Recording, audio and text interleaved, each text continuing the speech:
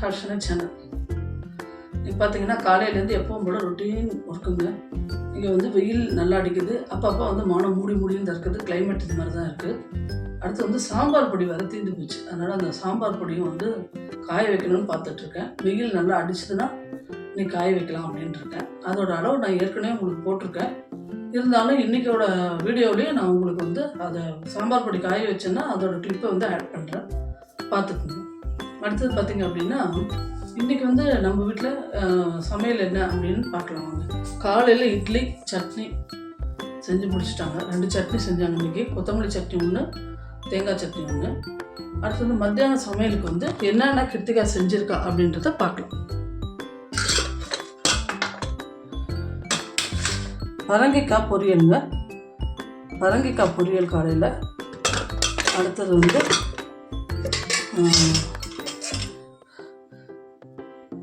இது சக்கரவள்ளிக்கிழங்கு குழம்பு. சக்கரவள்ளிக்கிழங்கு குழம்பு வந்து ஒரு டிஃப்ரெண்ட்டான குழம்புங்க, ரொம்ப நல்லாயிருக்கும்.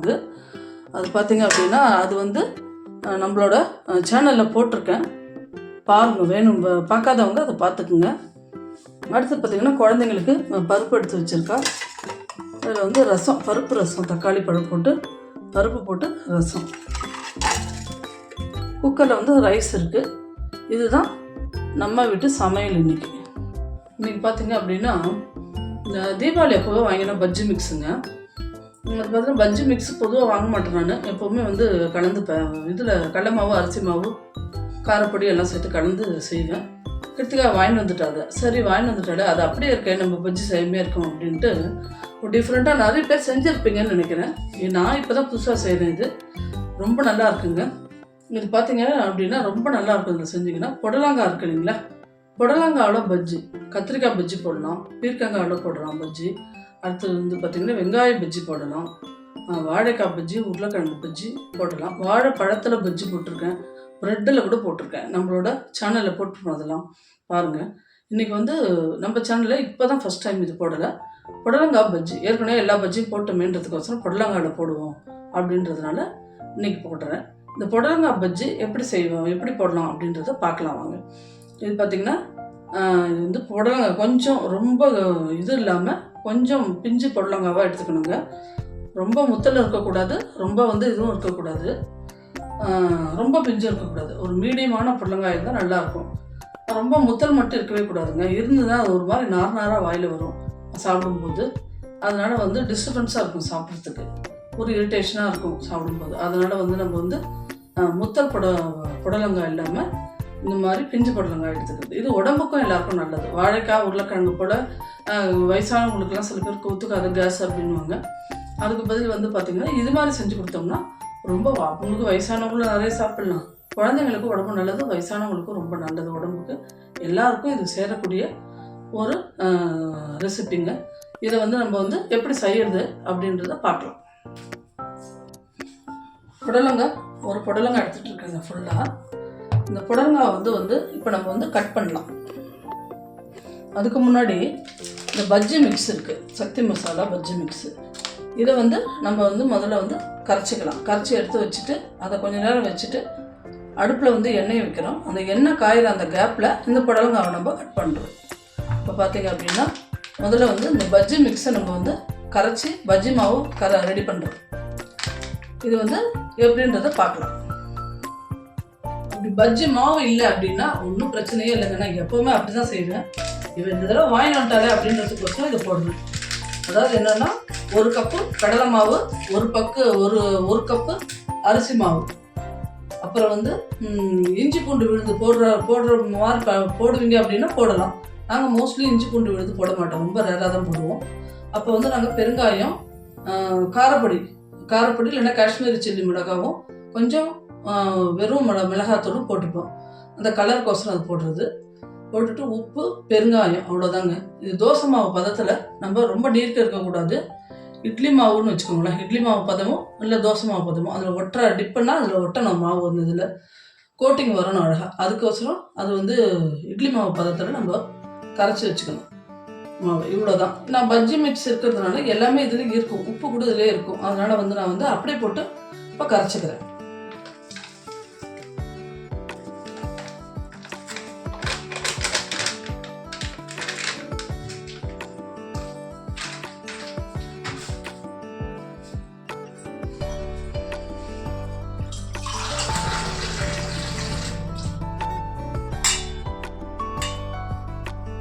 மாவு நல்லா கட்டி இல்லாத இப்படி கட்டிக்கணுங்க.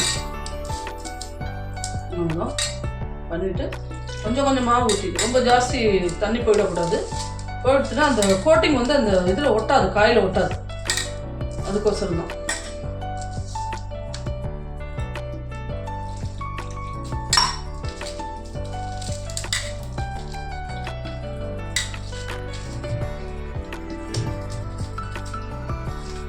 இன்னும் கொஞ்சம் ஊற்றினா போதும். இன்னும் 1/4 டம்ளர் ஊற்றினா சரியாக இருக்கும்னு நினைக்கிறேன். முடிச்சுட்டு காமிக்கிறேன் உங்களுக்கு. பார்த்தீங்களா, ஒரு இட்லி மாவு தோசை மாவு பதம் வச்சுக்கோங்களேன். இந்த மாதிரி தோசை மாவு பதத்துக்கு இதை வந்து கலந்து எடுத்து வச்சுக்கணும். இது அப்படியே இருக்கட்டும். அதுக்குள்ளே நம்ம வந்து இழுப்ப சட்டியில் எண்ணெயை வச்சுட்டு கேஸில் எண்ணெயை வச்சுட்டு அந்த எண்ணெய் காயிற கேப்பில் புடலங்காய் வந்து கட் பண்ணிக்கலாம். இதெல்லாம் 2ஆக கட் பண்ணி இந்த லாஸ்ட்லையும் கட் பண்ணிடணுங்க. இந்த லாஸ்ட்லையும் கட் பண்ணிட்டு இந்த லாஸ்ட்லையும் கட் பண்ணிடணும். அப்புறம் வந்து தோலை வந்து லைட்டாக சீவிடணுங்க. ஏன்னா அது தோலோடு போட்டோம்னா இந்த நார் வந்து சரியாக வேகாது. எண்ணெயில் போடும்போது வாயில் வந்து ஒரு மாதிரி இருக்கும்.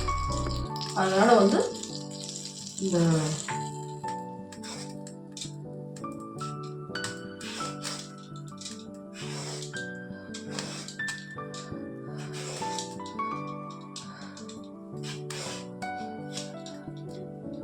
மாதிரி இந்த பீலர் வச்சு நல்லா சீவிடுங்க தோலை.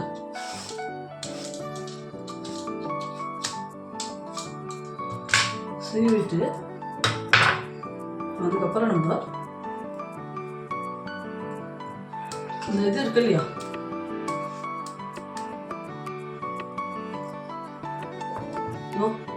இது உள்ள இருக்கிற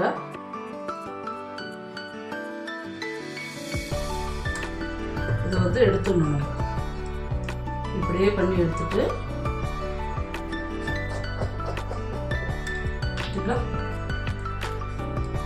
ஃபுல்லாக வந்துடும்.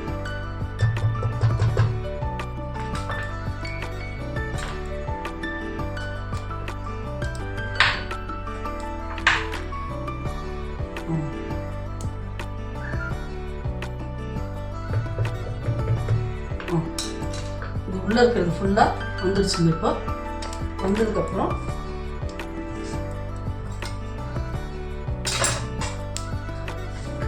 எப்போவுமே கிச்சன் வந்து கையோட க்ளீன் பண்ணிக்கணுங்க. நான் ஏற்கனவே பல வீடியோவில் சொல்லியிருக்கேன். நமக்கு வேலை ஈஸி, வேற ஒன்றும் கிடையாது.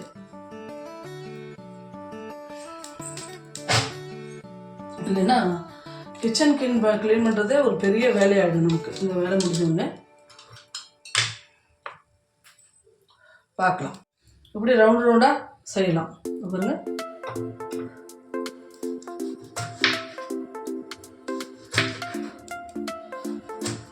இந்த மாதிரி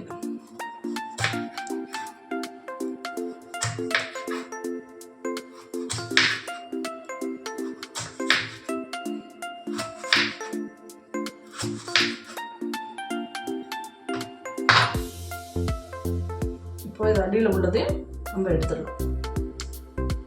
இந்த மாதிரி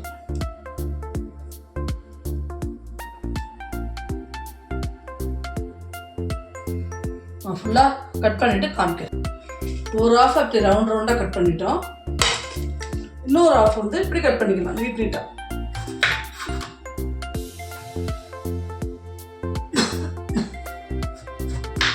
கட் பண்ணிவிட்டு இந்த நடுவில் உள்ள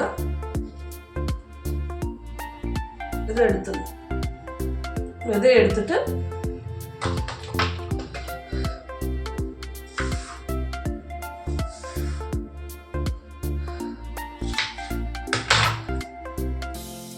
பாருங்க, ஃபிங்கர் சிக்ஸ் மாதிரி இப்படி கட் பண்ணிக்கலாம். ஃபிங்கராக இன்னும் கூட இது வேணா இப்படியும் கட் பண்ணிக்கலாம். இப்படி கட் பண்ணால் ரொம்ப டேஸ்ட்டாக முறுமுறுன்னு இருக்குங்க.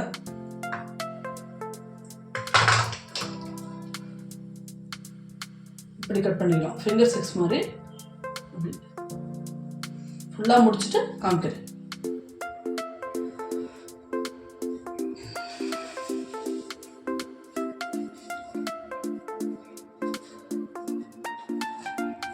இந்த டிஷ்யூ பேப்பரில் இதை போட்டு அந்த எண்ணெய் இருந்தால் கூட அந்த பேப்பர் பார்த்தீங்க அப்படின்னா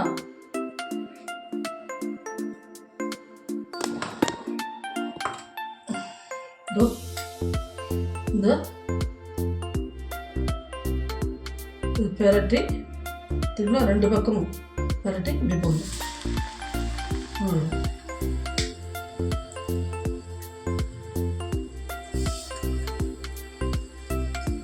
நல்லா கொஞ்சம் கொஞ்சம் டைம் எடுக்கும். இது கத்திரிக்காய், பீர்க்கங்காய் இதெல்லாம் கொஞ்சம் லேட் ஆகும். இது வாழைக்காவும் இது வந்து சீக்கிரம் முடிஞ்சிடும். சிம்மில் வச்சுக்கோங்க.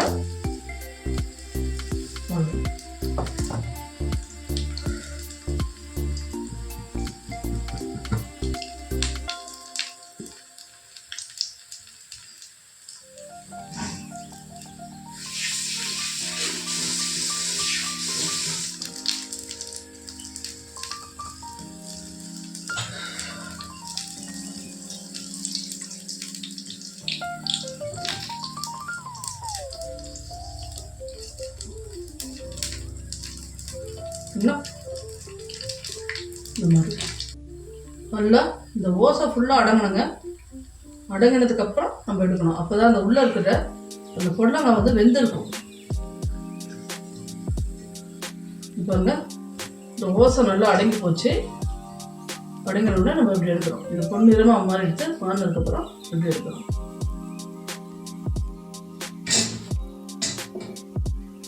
அடுத்தது வந்து இந்த பஜ்ஜி நீட்டாக இருக்கு இல்லைங்களா? ஃபிங்கர் சிப்ஸ் மாதிரி போட்டு வச்சுருக்கோம் இல்லையா, அந்த பஜ்ஜி.